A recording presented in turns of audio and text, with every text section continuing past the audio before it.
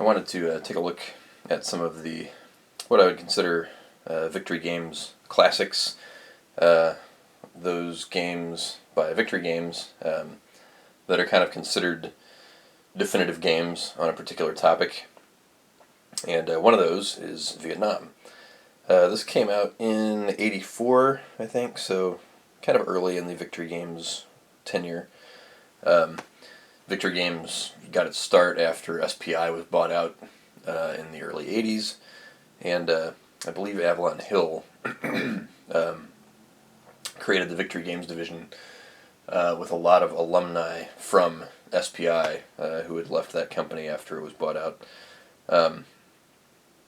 And so they had a lot of talent from these former SPI guys that developed and designed some real classics of the wargaming genre, some of which would be recognizable here. Probably there's sort of three games that are considered in that first tier of definitive games on a particular topic of Victory Games classics. The Civil War there is one of them. Maybe the number one definitive game on the topic. If you're at all interested in the American Civil War, you will want to have a copy of Victory Games: The Civil War on your shelf. Pretty much the only way to describe it. The other game in that pantheon would be the Korean War. And this one I have not actually played, but it's typically anybody that's ever done any wargaming on the Korean War, much the same way as the Civil War. If you've played Korean War games at all, you should have a copy of that on your shelf. The third game, of course, in that pantheon is Vietnam. If I can set this down without having the camera fall over. This, and I have not played this either, of the three sort of pantheon Victory games out there. I've played one of them, and that was the Civil War. I just recently gotten copies of Vietnam and the Korean War, and in an attempt, as you can see from my shelves that I just showed, to try and get all of the Victory Games wargame titles. Victory Games actually made a number of non-wargame titles as well, along with some role-playing supplements in the James Bond universe. But I'm particularly interested only in their wargame titles. And they had, 30 plus wargame titles. I've got almost all of them. I think I'm missing the Ambush games, which would be Ambush and its 2 or 3 expansions, plus Battle Hymn and Leathernecks, which are sort of the Pacific Theater version of Ambush. I'm missing all those titles. They're expensive and hard to come by. Not hard to come by, but expensive.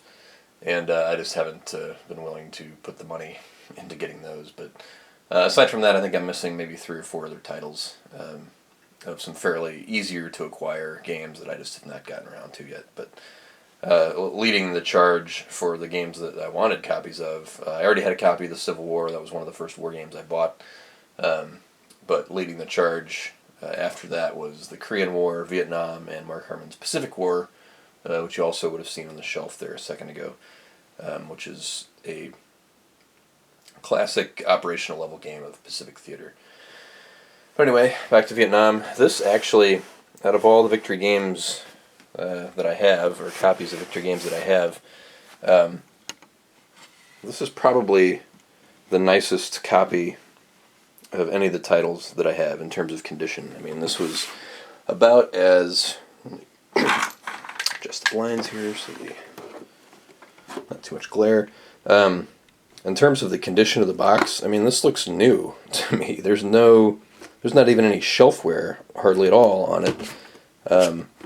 So I just couldn't believe it when I got it, that it was in almost what I would consider pristine condition. I mean, there's a little bit of shelfware on the back of the box, but virtually, I mean, you can't, unless you're looking closely, you can't even see it. So, pretty incredible, I thought. We'll pop the box open and take a look inside. Counter sheets, and let me just pick this up, even though I've got it on the tripod. The tripod's not quite tall enough to get a good angle over the top of the game. Classic Victory Games counter sheet. In terms of components, Victory Games is probably right up there with Avalon Hill.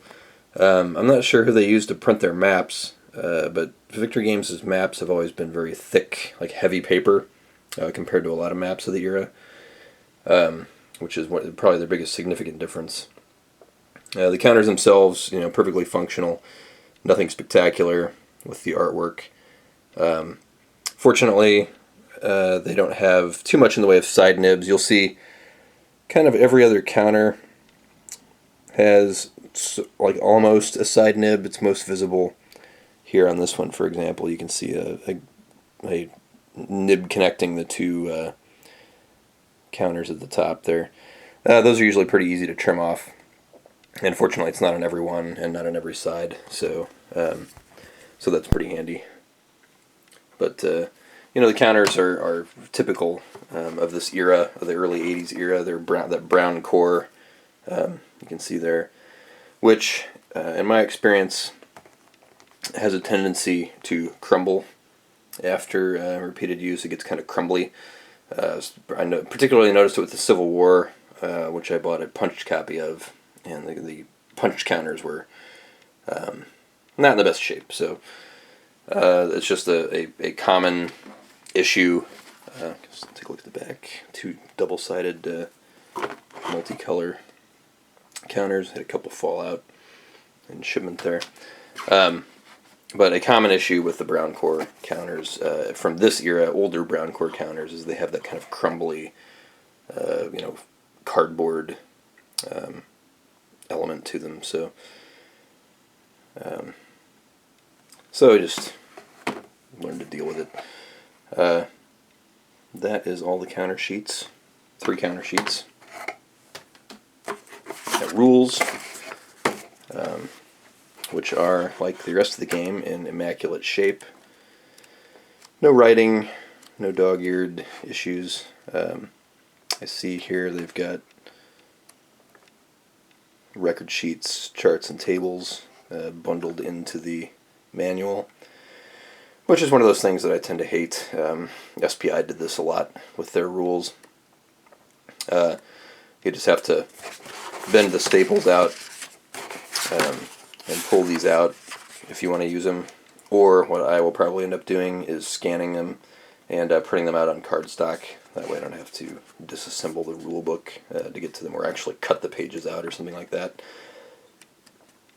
I do tend to try and leave my rule books in as good a condition as I can manage. So there are, just looking to see how, there's so rules and the page numbers are at the top. So 48 pages of rules, but as you can see, there's some scenario information in there, and then a lot of those in the middle, pages in the middle section are charts and tables and stuff. So probably 40 pages of rules when you get down to it. And here's the map, and I think there are 2 map sheets in here. Yep, old catalogs. Avalon Hill catalog. There's Ambush. Some James Bond stuff. Gulf Strike. Fleet games. Interesting, the catalog here is from '86, so this must have been a later printing of Vietnam, which has a copyright of '84 on it.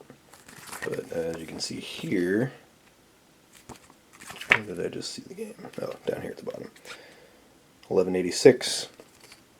Because you've got games like Battleham and Pacific War on there, which came out after Vietnam. So order form in case you want to order any Victory games. And then a counter tray. I stuck the 2 loose counters in the counter tray. Most of these games back then came with a counter tray in the box. We're not so fortunate anymore. Now I will open up the map and we'll take a look at that. Alright, here's a look at the map. I just laid it out on the floor since I didn't have enough clear table space to put them out on a table. But as you can see, Vietnam is a very long country, so it's got one sort of vertical map and another horizontal map. Both are in that good Victory Games heavy cardstock, or not cardstock, paper, that heavy stock paper that I like. Although if you're not using plexi, they tend to pooch pretty badly. So typically for Victory games, you will want to get a couple pieces of plexi to put over these. The quality in terms of graphics is about the same as all Victory Games maps, which is not always great. I remember the Civil War map in particular had not the best quality printing on it, meaning that colors were slightly off, or rather the positioning of coloring and things like that was slightly off, so you'd get that kind of bleed around images on the map because the printing was slightly off. And this doesn't appear to be too much of an issue here, but there's nothing particularly. I wouldn't call it a very pretty map. Some people might say the colors are almost garish with your heavy browns and oranges, and then your big red and blue zone on one edge of the map there. But it's not particularly bad.